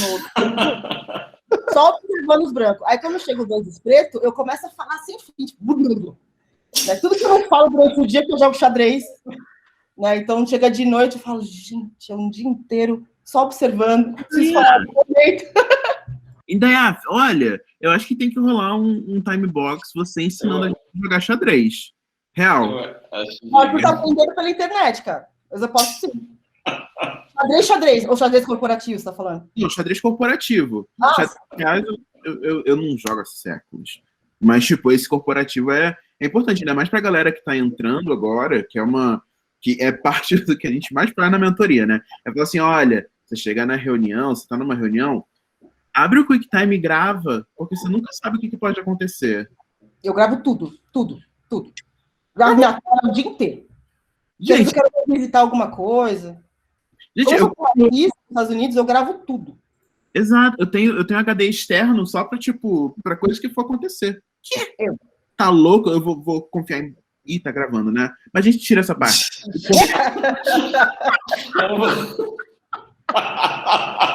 A gente edita. Nós temos editores Ai, maravilhosos. Mas assim, gente, real, porque a gente precisa ser, que nem a Dayá falou, estratégico. Assim, a gente tem um mundo contra a gente. E não é assim, não é exagero, é real. Não. E assim, se a gente quer chegar, que nem o Gideon falou, que quer ser work-class designer, quer ser. Não, ele é maravilhoso, cara. Gente, a gente tem que ser assim, nossa vida tem que ser editada. E não quer dizer assim, não é todo mundo que precisa ser. Se você não quer ser, tipo, né, pirada da cabeça, megalomaníaco como eu, que quer ser tipo a Beyoncé do design, não precisa. Você quer ter uma vida tranquila, de boa, tranquilo, sabe? Tipo, você faz o que for melhor pra você. Mas se você quer um nível louquíssimo de excelência, assim, exige uma vida muito editada, muito regrada, de extrema consistência. Você tem que postar todo dia. Você tem que, tipo, acordar, você tem que se alimentar bem, porque isso é uma coisa que ninguém fala. Porque, assim, gente, o nosso corpo é como se fosse assim. Pensa em você como se fosse um carro, sabe? Você é um carro, a sua cabeça, a sua mente a pessoa que está dirigindo, sabe? Tipo, você tem que se alimentar bem, tem que tomar suas vitaminas, tem que dormir, tem que conseguir estudar, tem que conseguir ter uma vida regrada, boa, exemplo, para você conseguir chegar onde você quer chegar. E assim, isso é meio entrando na minha pergunta, assim. Eu acredito que você tem uma vida bem regradinha, editada e tal. Eu queria que você falasse um pouquinho com a gente como normalmente é a sua rotina, só para o pessoal ter meio que uma ideia de como que um dia pode acontecer. Mas se não quiser abrir também, não precisa. Ok, a pergunta é para mim ou para a Indeia? Ah, para vocês dois. Pode ser vocês dois, eu quero aprender também. A gente Não, é que eu já estava a gostar de estar a aprender com ela e que não me importava de ouvir ela responder essa pergunta. Responde também, Daya. Responde também. Fala aí como é a rotina de vocês e quais são as coisas que vocês fazem todo dia para chegar onde vocês querem chegar. Porque o que eu me pergunto, por exemplo, todo domingo de manhã, que é quando eu planejo a minha semana, eu tenho uma perguntinha que eu faço assim: o que eu vou fazer essa semana para conseguir chegar onde eu quero chegar daqui a 20 anos? E aí eu listo essas coisinhas. Eu não posso chegar ao final da minha semana sem ter feito aquilo. Seja malhar 4 vezes na semana, seja ter terminado o curso que eu comecei, entregar tal projeto no trabalho, mentorar sei lá quantas pessoas, o que eu preciso fazer naquela semana. E aí eu quero entender do lado de vocês, como que vocês organizam o dia de vocês, os objetivos, as metas. Fala aí, por favor, se quiser, óbvio. Ok, posso ajudar? Vamos começar respondendo. O primeiro passo seria sobre ser world class designer e sobre navegar no mundo corporativo, como a Andrea vinha falando aqui. Eu particularmente pratico cegueira intencional. Eu sou tão focado no que eu quero conseguir que eu não consigo ver discriminação, não consigo ver racismo, não consigo ver dificuldades. É como se eu tivesse me fechado para o mundo. E o fechar-se para o mundo vai de pequenas coisas. Por exemplo, as coisas que tu tens à tua volta, o tipo de conteúdo que tu vês todos os dias. Eu uso o Facebook, mas no meu feed não tem informação, ou se tem informação é super pessoas específicas. Uso redes sociais muito pouco, tenho horas específicas para fazer isso. Podcasts, escuto muitos podcasts, porque eu nunca durmo. Tenho um mantra que eu nunca aceito ir dormir como eu estava, como eu acordei. Tens que aprender sempre uma coisa nova todos os dias. E vai mais ou menos por aí. Por exemplo,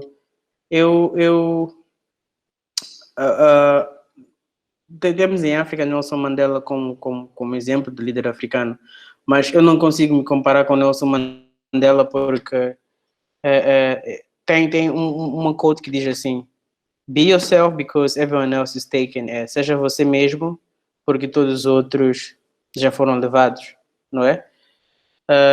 E eu, pessoalmente, sempre que tento, ou sempre que tentava ser como qualquer outra pessoa que já existiu ou que existe, as coisas nunca funcionaram para mim. Então, as respostas que nós estamos a procurar fora, na verdade, estão dentro. Eu consigo ler muito porque sei muito bem o que eu quero, mas a partir do momento que tu procuras o que tu queres nos outros, começas a te desviar. Então, eu não recomendaria uma rotina por si, porque rotinas variam de pessoa para pessoa, dependendo das circunstâncias e o meio que nós vivemos. Eu acho que clareza do que nós queremos é o mais importante. E o Renato falou muito bem sobre ser world class e querer ser the best in the world. Isso não precisa ser o objetivo de todos. Eu acho que o primeiro erro seria tentar ser como eu, só porque me viu falar.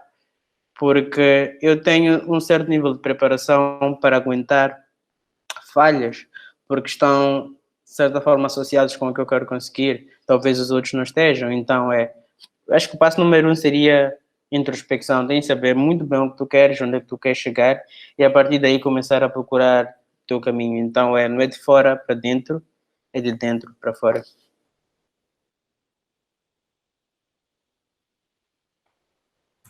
Muito bom, muito bom. Acho que nós estamos alinhados, é muito isso.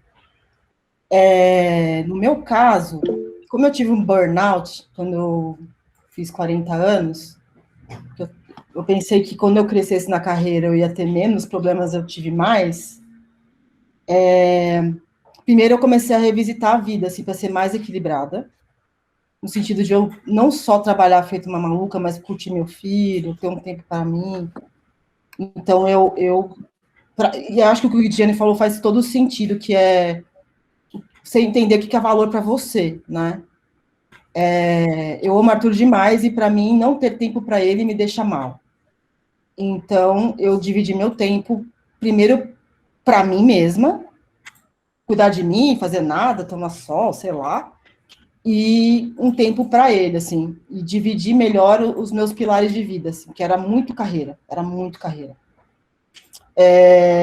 Porque isso me fazia mal, tinha ansiedade. Outra coisa foi criar uma rede de apoio. Eu tenho psiquiatra, tenho psicólogo, eu faço ginástica todo dia, agora eu vou começar a tocar bateria. Então, eu me presenteio com alguma coisa que me dá muito prazer, assim, até para eu poder sair um pouco fora da rotina diária, que é forte.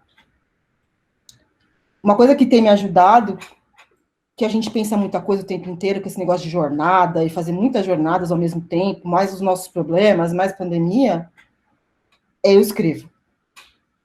E aí que veio a história, eu escrevi a diário, e aí eu percebi que, conversando com um cara da pós, ele falou, não, mas não faz um diário, usa isso a seu favor.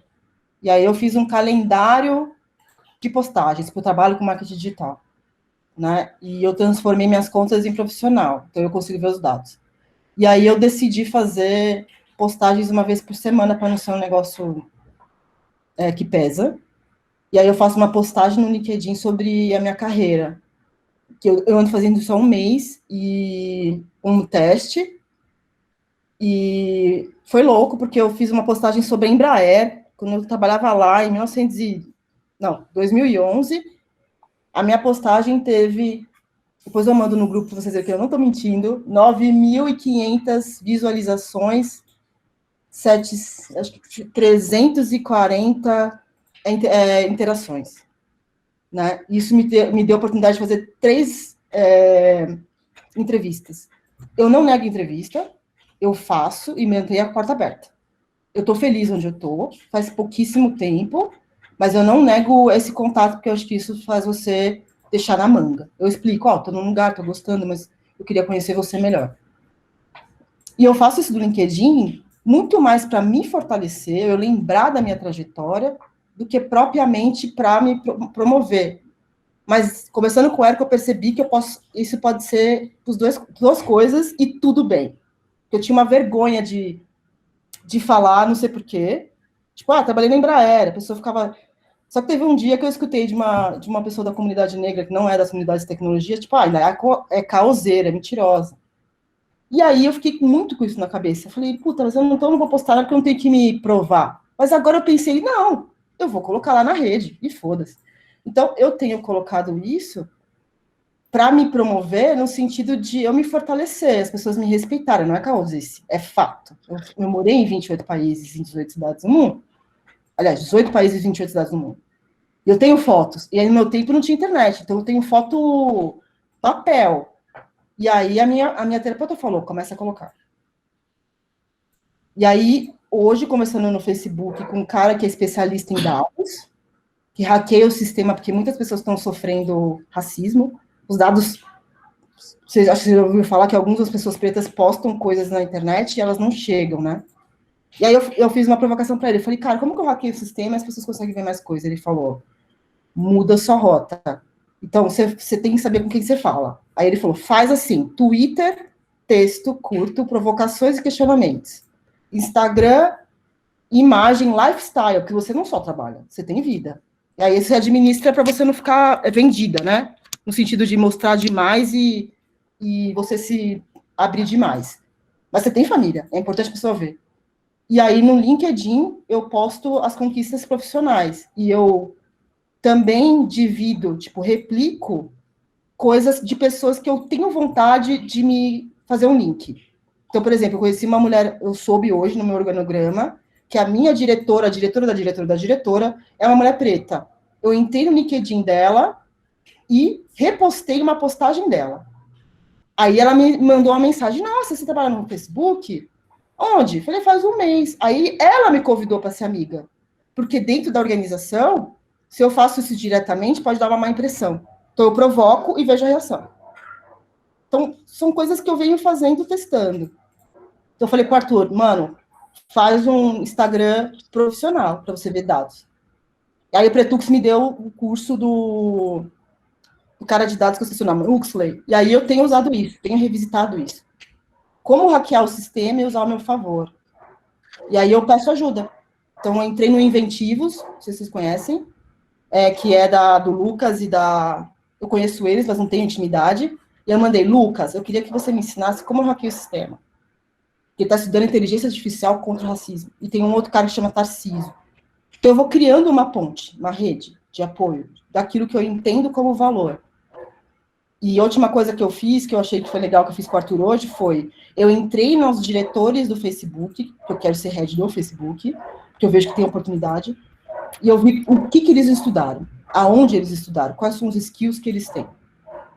E aí eu percebi que todo mundo estudou na FIA, na SPM, e tem um curso fora, MBA, não sei o quê. Todos têm o mesmo perfil. Eu pensei, bom, o que eu posso ser diferente disso aqui? Para ter isso, mas ter um ponto que vai fazer a diferença. E aí ser preto faz toda a diferença. Porque eles entenderam que a nossa comunidade, os LGBTQs, as minorias são muito maiorias. E isso é uma coisa, uma vivência que eles não têm. Então, mas tudo dentro de um processo de equilíbrio, porque eu não sou sozinha. Eu tenho uma criança, eu já tive câncer, já tive 2 infartos. Então, eu não tenho essa pegada do Guidiane e da força, porque minha realidade é outra, eu não consigo. Não, eu acho que isso não é verdade.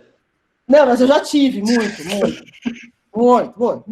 Meu pai me encorajava demais, né? Meu pai foi um cara que se formou com 60 anos, arquiteto. E ele falou, antes tarde do que mais tarde. Então, eu tenho muito no meu mindset isso. Então, eu falei para o Arthur a mesma coisa. Você quer ser estilista igual o Virgil ou a Blog? Começa a fazer essa rede. Pedir ajuda, mentoria. Foi assim que eu conheci o Érico. Então, assim, é usar aquilo que a gente já sabe. A gente usa para as empresas. A gente precisa usar para a gente. Né? E aí a Miris lá, que é a mulher daqui do Brasil, que é muito conhecida por ser uma pessoa pioneira na tecnologia, ela postou hoje Design for Work, tem um livro que chama Design for Life. E hoje ela botou lá, tem um livro que chama Design for Work. Eu falei, nossa, preciso comprar.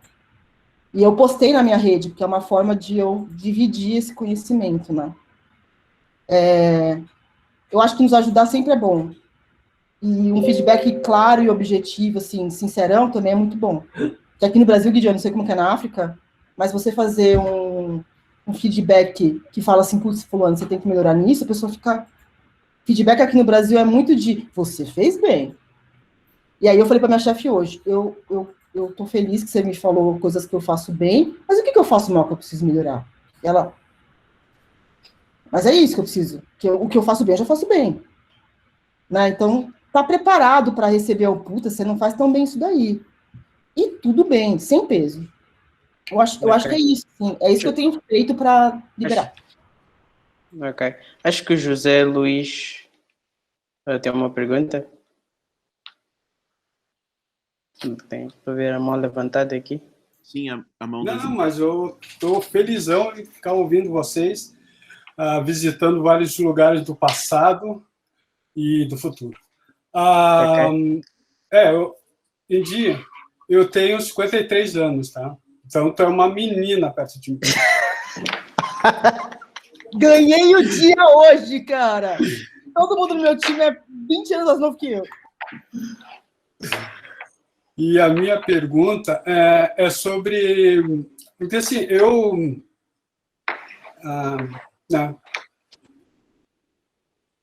amo a África, tá? Né? Naturalmente. E, assim, ouvi muito sobre a União Africana, né?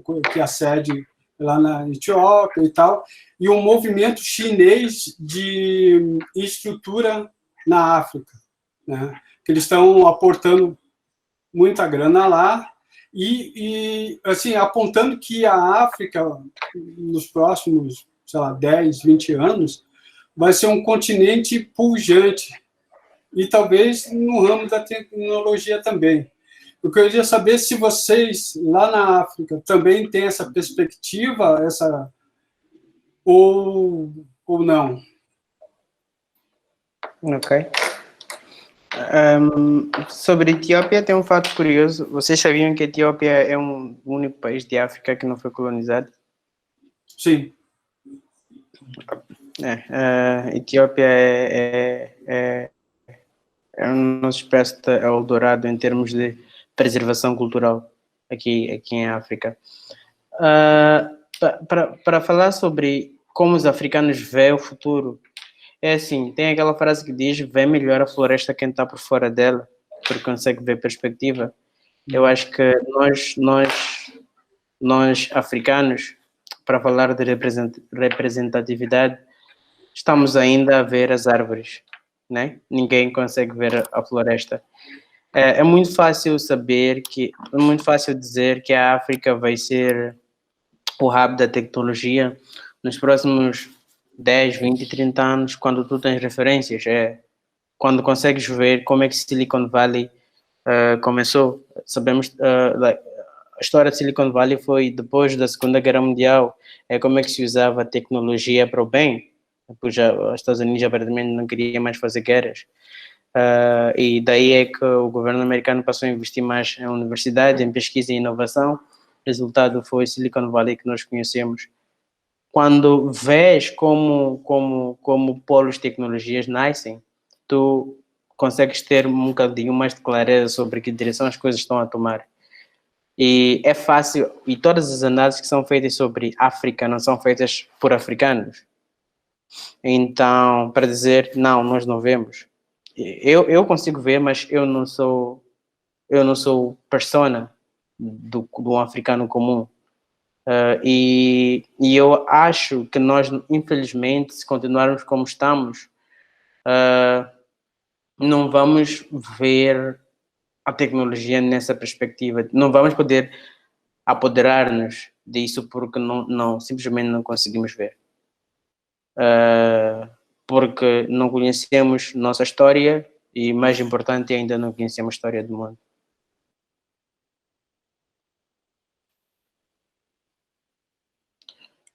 Ok. Mais alguma pergunta aqui? Bom, sim, tem mais uma pergunta nas mãos aqui, mas o Jeff ligou o Microfone. Fala aí, Jeff. Não, vou deixar por último. Pode perguntar aí, Rê, que na verdade é só Não, eu não ia perguntar, não. Tá. Não, beleza. Boa noite, Guidione. Entrei aí no meio. Meu camarada, muito obrigado aí por tudo, por aceitar o nosso convite. E, na verdade, eu queria te agradecer, cara. Te agradecer por tudo tudo isso. E por conta, para mim, foi rico ter conversado com você a primeira vez. Pessoalmente, eu não tinha uma visão assim tão aberta sobre aonde a comunidade poderia chegar, o que a gente podia fazer. A gente foi crescendo muito rápido, a gente expandiu, mas eu sempre pensei a nível Brasil. A partir do momento que eu conversei com você e comecei a pesquisar outras coisas, eu comecei a entender que a gente não precisa se limitar só ao Brasil. E a gente não pode se limitar só ao Brasil, de forma alguma, sabe? Então, assim, a partir desse momento eu entendi que a nossa comunidade pode e deve olhar para fora também, ver para onde nossos pretos hoje podem ir, podem fazer conexões. Então, assim, eu queria te agradecer por esse momento, assim, que você me fez abrir os olhos, sabe? E, enfim, eu acho que para mim marcou bastante. E hoje eu procuro também fazer conexões com outras pessoas fora do Brasil para poder trazer para a comunidade e para que a comunidade veja, olha só, a gente pode chegar em qualquer lugar, a gente pode ir para qualquer lugar, a gente deve chegar em qualquer lugar. Aonde você quiser, você pode chegar. E, enfim, complementando também, eu queria te perguntar, teve uma parte que ainda estava falando sobre a questão das comunidades, toda essa movimentação. Eu queria entender a sua opinião em relação a isso. O que a gente pode fazer, o que a gente pode melhorar, o que a gente deve fazer daqui para frente para a gente se tornar mais unido, para a gente poder crescer mais, para a gente poder expandir mais. E, enfim, eu queria entender do seu lado, assim, qual é o papel das comunidades em todo esse movimento. Ok. Eu acho que primeiro eu acho que é uma pergunta difícil de responder. Mas papel da comunidade, eu acho que tem muito a ver com a poder levantar os outros, né? Eu fui super inspirado pelo Emicida. Eu vi o documentário do álbum Amarelo, escutei todas as músicas do álbum do Emicida, e ele diz uma coisa que é inspirado na cultura Yoruba do Nigéria. Olha, eu aprendi factos da cultura Yoruba do Nigéria com o Emicida do Brasil.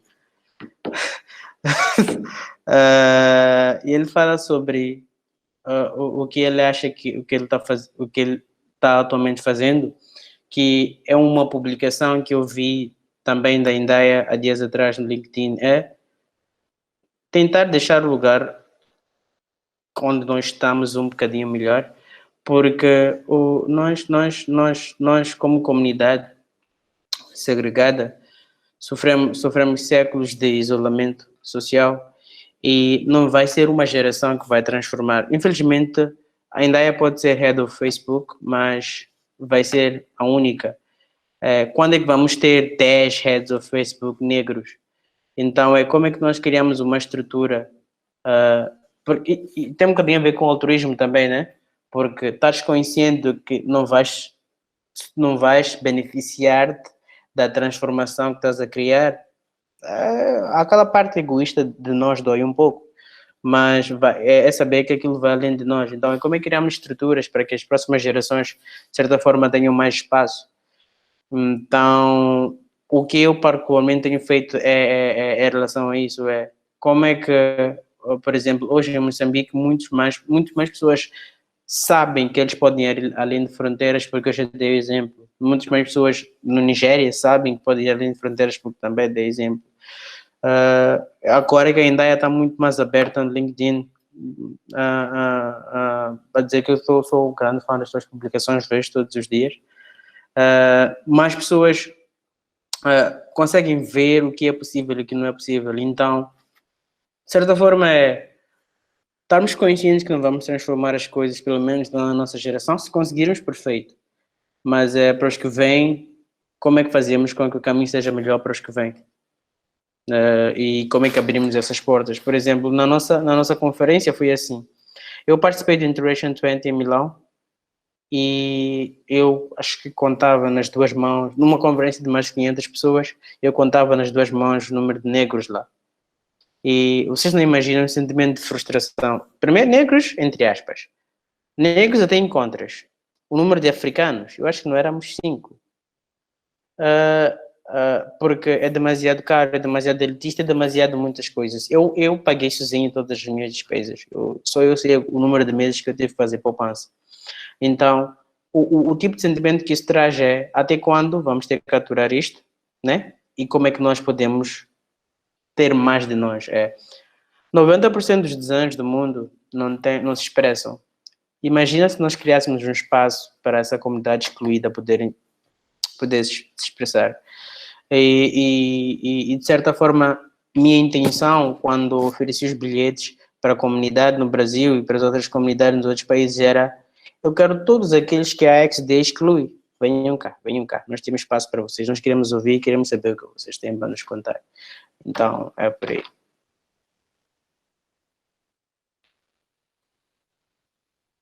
Show. E? Vai puxar aí? Incrível. Incrível. Eu tô aqui, eu tô ouvindo e eu percebi agora que minha câmera tá desligada.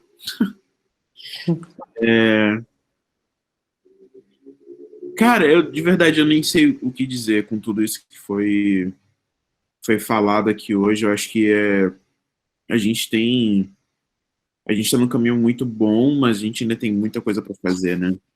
Porque, assim, muitos anos e anos para desfazer de oportunidades que foram negadas para nós, para os nossos ancestrais, né? E assim, é aquela coisa, a gente está aqui, né? Todo mundo da comunidade, a gente está entrando no mercado, a gente está abrindo essas portas e é importante a gente, tipo, não é só a gente passar pela porta, mas é manter ela aberta para mais gente entrar, sabe? Sem dúvidas. Então não é tipo, eu sou a única pessoa preta aqui. Beleza. É barra, é tenso, é muito complicado. Você vai passar por diversas situações de microagressão, você vai ouvir muita besteira, você vai querer desistir várias vezes. Faz parte. E aí você tem que entender com você se esse é o espaço que você quer ocupar, sabe? Se esse espaço vale a sua saúde mental. Agora, se você chega numa percepção que é importante, porque sempre é importante ter mais pessoas pretas, pessoas LGBT, pessoas com deficiência, em qualquer espaço. Mas aí você entender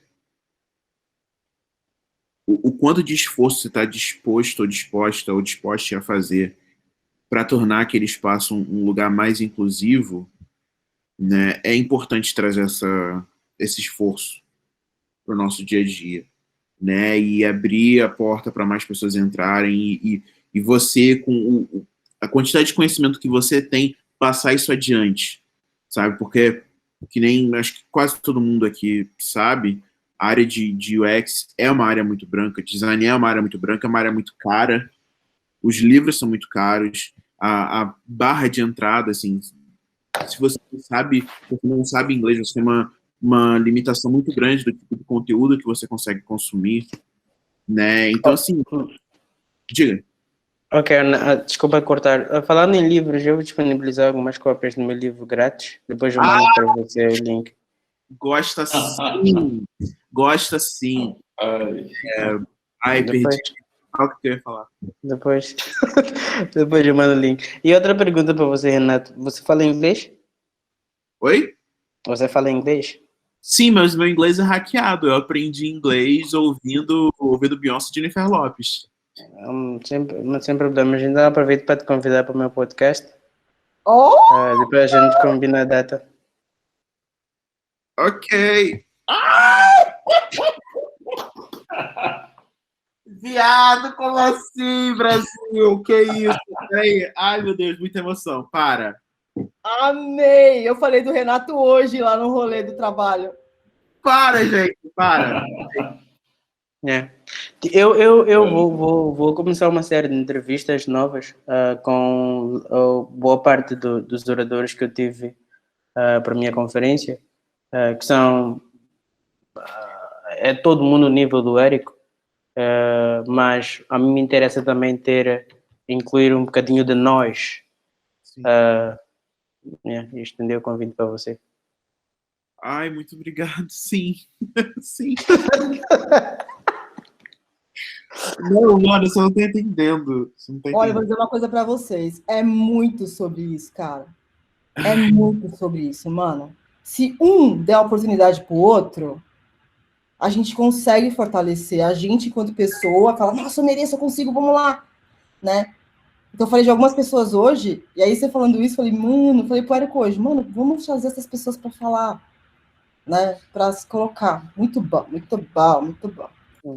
Gente. Depois eu mando para você uma mensagem no LinkedIn quando nós tivermos a data. E os podcasts, de certa forma, vão fazer parte do livro, então vais fazer parte do livro também. Rapaz. Gente, eu vou estar no livro, eu tô chocado. Ai, eu tô chocado. Eu nem lembro o que eu tava falando. Gente, fala alguém aí. Vai lá e arrasa, Rê, só isso. Olha, eu vou te dizer, ela é uma Beyoncé, tá foda. nascendo aqui, meu filho. Chama Renata. Eu tô vermelho.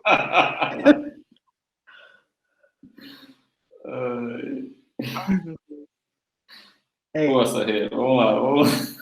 Cara, vocês não tem que moderar a sessão. Velho. Deixa eu fazer uma provocação aqui, aproveitar. Diga. Ô, Guidione Lindão, você conhece todos esses caras power, né, que estiveram com você, confiam em você, né? Podia trazer esses caras para conversar com as pessoas aqui, com a intenção de também trocar, ter esse acesso com eles, né? Não sei como, sei que tem alguns protocolos, mas se trouxesse esses caras para cá e a gente para lá, sabe, para começar a abrir esse caminho, seria ótimo, sabe? Ter mais pessoas falando. O Érico falou hoje uma coisa para mim que eu fiquei chocada. Ele falou, não, porque o Norman. Aí eu falei, que Norman? Ele, o Norman. Que Norman? Aquele. Você é amigo do cara? Sou. Eu falei, O do Norman? Então, assim, eu não sei o quanto. Ele falou muito de Milão, que você estava lá no rolê, eu vi suas fotos. Você acha que só você me viu, eu vejo também. E ele falou, tá vendo essa foto aqui? Foi uma foto que a gente tirou com todo mundo lá. Só tinha você de pontinho preto no rolê. E tinha várias pessoas power, sabe? E aí eu fiquei pensando, a gente tem que trazer essas pessoas para conhecer a gente, sabe? Que a partir do momento que você faz uma ligação, um contato e cria uma confiança, isso se expande, assim. Então, é uma proposta para a gente pensar como a gente pode criar pontes e dar protagonismo para todos, né? Para todo mundo, que somos pessoas individuais, né? Micro-universo que eu falo. Então, sei lá, hoje é o Jack, amanhã é o José, depois é o Bruno, daí a Liliane, sabe? E aí todo mundo vai se ajudando a se fortalecer nessa oratória, essa segurança, né, que a gente precisa ter quando a gente fala, ou não. Quem quiser, claro. Mas, sabe? Eu acho que é possível de fazer, porque agora tens live transcription, legenda em português em tempo real, se isso é algo confortável para vocês. Por exemplo, tem serviços de alguém que escreve, aí teria um custo adicional, né? Porque teriam que pagar alguém para fazer a transcrição em tempo, porque aqui tens a barreira da língua, né? Uhum. As pessoas não falam português, mas é possível de fazer isto e ter a pessoa, enquanto estiver a falar, ter a legenda em português, mas o serviço tem um preço. Se vocês conseguirem garantir a parte da legenda, sempre faço a ponte com essas pessoas com muito gosto. Não, a gente... vou fazer outra provocação, tá? Porque eu não perco tempo.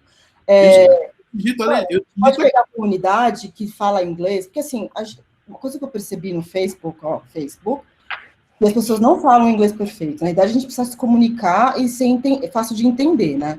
Sério? Se a gente traduzir entre nós, tipo, sei lá, eu posso botar meu filho para fazer isso, que ele é melhor do que eu, e fazer essa tradução para a comunidade entender. Isso não é uma barreira, aí vira zero custo, hackeando o sistema. Então, é só ir para a lista dos oradores e dizer quem queres lá e eu faço as pontes. Olha lá, Jeff, Renato, galera que tá mais tempo nesse rolê aqui, que eu sou nova no serviço. Os olhinhos brilhando já aqui, a cabeça fervendo. Gente, Eu também. Tá sendo gravado isso aqui, viu, dona Gideone? E gente, tá sendo gravado. Gideone, isso é compromisso com a petaiada. Aí, mano, é muito mais embaixo o rolê. Estou chocado com tudo isso. A gente ia fazer mais uma pergunta, não ia? E eu tô completamente perdido, de verdade. Eu estou completamente perdido. Mas assim que é bom. Tá rolando contração, tá bom. Deixa eu então... Mas a ideia, também estou 100% sério. Sim, é só dizeres-me quem queres que eu faça a ponte. Eu pessoalmente convidei 98% dos oradores, conheço todos pessoalmente. Eu sei. Então, cara, eu conectar-te a qualquer um deles. Eu vou te devolver, então, tá? Eu tô aquecida aqui, que eu já tava fazendo um monte de negociação antes, eu já vim preparar. Ó, uma coisa que eu percebi, tem gente que é mais aberto para fazer esse tipo de mentoria. Gente mais empática, gente que tem mais paciência. Então, eu acho que para a comunidade começar a aquecer e se sentir confortável, isso é uma opinião pessoal, tá? Eu pegaria os mais empáticos, os mais abertos, eu não sei quem, porque eu não conheço todo mundo, ou os mais emblemáticos, no sentido de expandir a nossa visualização na net, por exemplo. Se eu pegar sei lá, tá? Um Dona Norman, ou mesmo um Érico Fileno, para fazer uma primeira conversa, e botar isso no Instagram, no LinkedIn, não sei o que lá, a gente consegue hackear o sistema e fazer essa comunidade bombar, de um jeito... Que daí, de vez de ser os caras, a gente pedindo para os caras vão pedir para a gente falar alguma coisa, porque a gente tem um conhecimento de serviços, necessidades do povo preto que eles não têm. Isso é valor, entendeu? Então, acho que a gente pode se fortalecer, e não para parecer filantropia, mas vocês já tiveram o Koji? O Koji? Tiveram o quê? Koji. Eu acho que não. Koji. Eu não sei o que você está falando, desculpa. O Koji Pereira, vocês conhecem? Não conheço. Não é possível. Não, a gente tinha... Não. Eu Koji Pereira. Da outra semana. Lili, você lembra o nome dela? Foi Leslie. Isso. Leslie. Ele tem um podcast. Do Interaction. Maravilhosa. Indica você quem você acha que é mais legal. O Koji Pereira é brasileiro. Pode vir. O Koji Pereira ele foi head do Google. O quê? Eu sei, conheço o Koji, conheço. Não, é que você falou Koji, eu lembrei, eu tenho ele no LinkedIn. Eu não conheço ele pessoalmente, mas eu tenho ele no LinkedIn. Como que eu tenho ele no LinkedIn também? Eu não conheço, mas se ele fala português, a gente já tem um cara, aí só põe uma data. Bora. Sabe quem ia ser incrível também? Porque eu vi aqui o Latinx Who Design, tipo, o Pablo Stanley, que é maravilhoso também. Mas enfim, eu vou dar uma gritada nele. Vamos pensar nisso com carinho, vamos ver, porque assim, a gente tem uma programação na comunidade para o próximo semestre que a gente está montando. E a ideia é essa, a ideia é realmente fazer isso, expandir, trazer esse pessoal para cá. E tá certo que a gente tem as limitações do idioma e tal, mas a gente também tem formas de hackear isso. Como a Indaiá falou aí, dá para fazer isso dá um jeito, a gente resolve aqui. O Arthur fala mega bem, tipo... Então, é só se programar direitinho e a gente resolve isso. Mas vamos conversar melhor sobre isso, sobre essa programação, o Gideone, a gente troca uma ideia aí com calma. Ô Rê, segue aí na... Gente, sem estrutura, espera aí.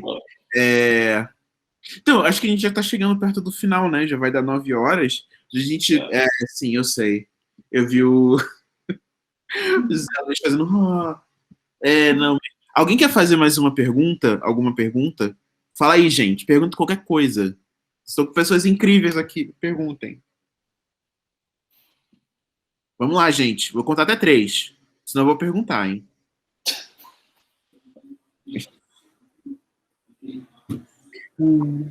José, fala aí, José. Você ligou com o microfone. Na verdade, eu escorreguei aqui. E aí ligou, mas já que fui inquirido... Aí, ó. Cara,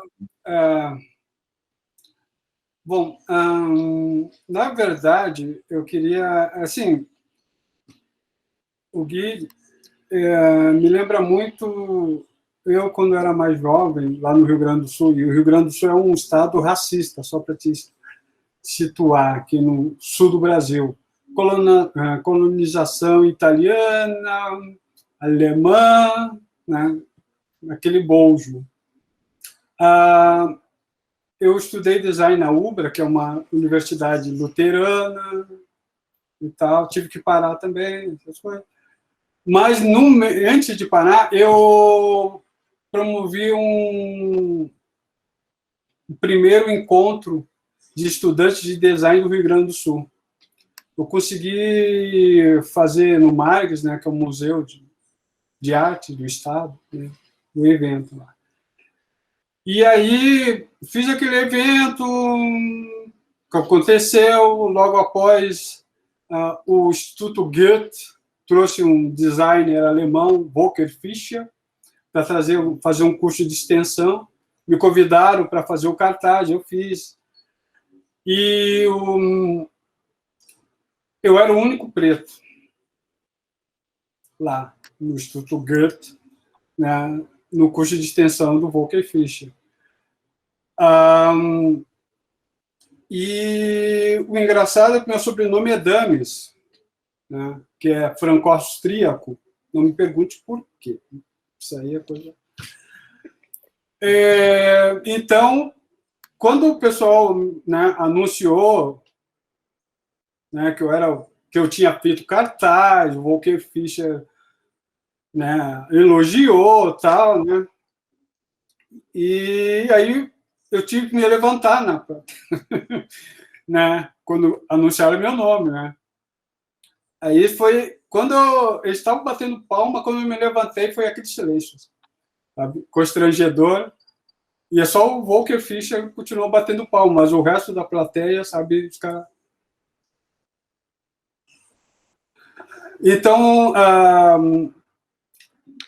acho que, assim, eu falei essa história porque todos nós, pretos, né, independente de onde nascemos, a gente enfrenta essas barreiras de racismo. E eu, né, só consegui superar, assim, pensando como o Gui falou, sabe, pensando, me portando, né, conforme ele disse, sabe, e isso me acendeu uma chama que já tinha meio que me apagado, sabe. Então, quando eu te vejo, é uma força muito grande que tu transmite, sabe? E o melhor é saber que a gente não está só, sabe? Nós temos as nossas lutas pessoais, né, como grupo, mas a gente não está só. E esses grupos que estão surgindo cada vez mais vêm reforçar essa verdade, né? E aí era isso, né? Já que esqueci de... Obrigado.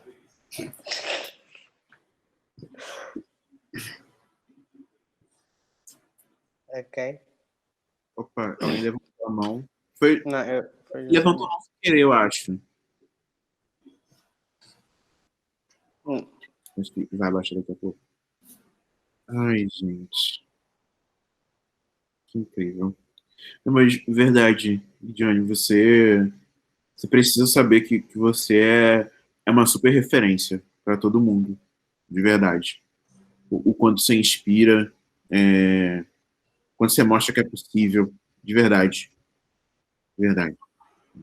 De verdade, sem nem palavras, mano, real, assim, é incrível o que você faz. Obrigado.